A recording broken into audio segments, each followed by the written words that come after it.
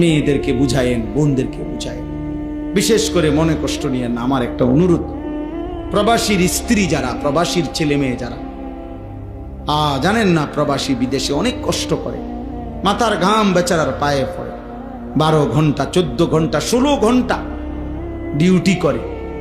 এই এত লম্বা ডিউটি করে কষ্টে জমানো টাকা বুকে বাইন্ধা স্ত্রী সন্তানের জন্য বাড়িতে পাঠায়।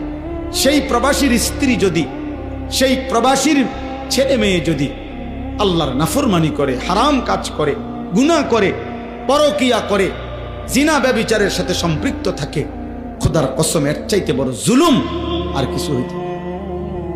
তোমার জন্য এই স্বামী বেচারা আজকে 12 বছর 16 বছর সে তার সমস্ত সুখ কোরবানি করে সে বিদেশের মাটিতে পড়ে আছে একা, আর তুমি বোন বাজারে বাজারে করো, তুমি বাজারে বাজারে। আল্লাহ আমাদেরকে হেফাজত করে, আল্লাহ আমাদেরকে হেফাজত করে, আল্লাহ আমাদের সবাইকে কবুল করেন।